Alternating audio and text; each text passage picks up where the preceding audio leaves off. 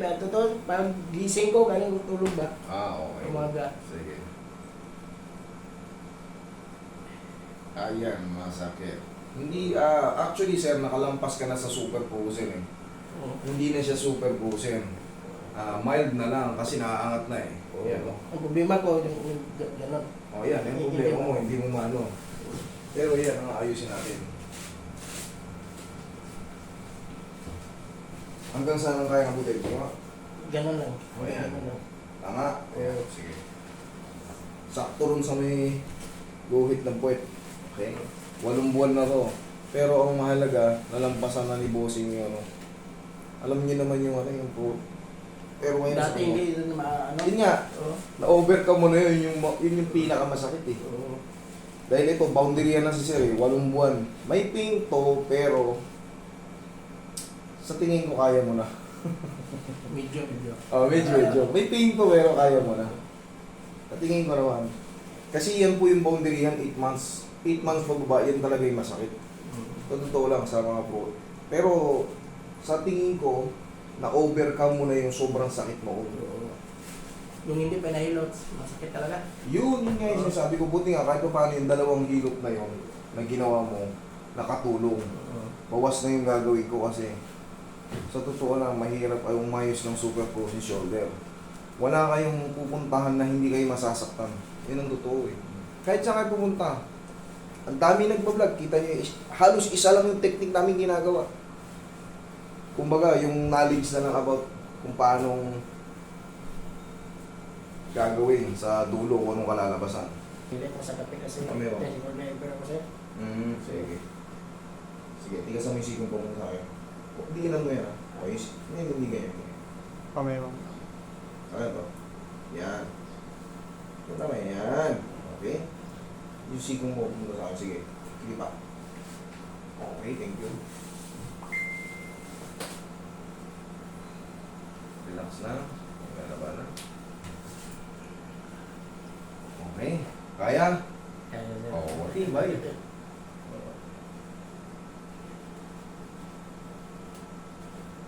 Okay, relax lang.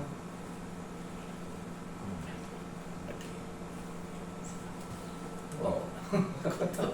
Gaguto. Oo. Kaya?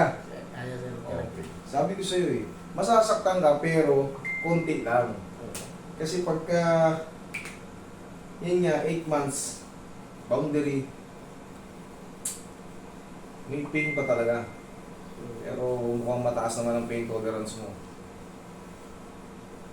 Paano na ito? Hindi na, ano sir?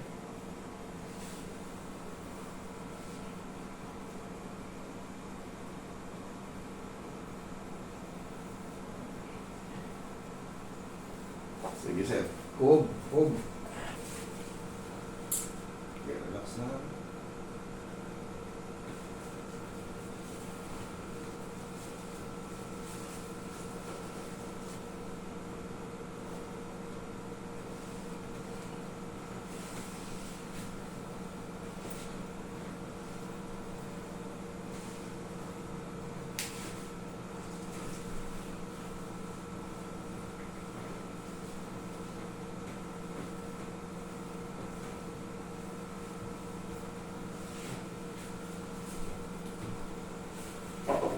Relax na.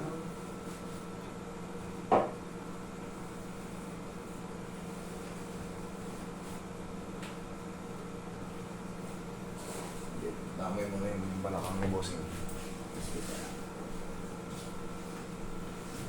Pikira.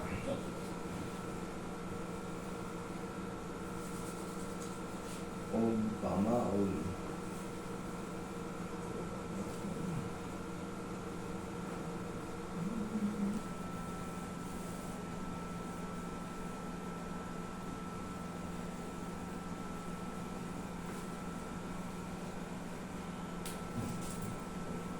you. Okay, aangat na natin. Kanina ayaw eh. Oh. Di malambot na. Okay, dito naman. Iinatin na natin ha. Ay, sorry. Kaya pa? Yan. May hilo ko rin. Yan. Kaya pa, hindi na. Kaya pa. Kaya pa, o yan. Number 1, 2, 3. Okay, hold. Iinatin lang natin pag ganun. Sige. Ayan o, tignan mo, nandito no.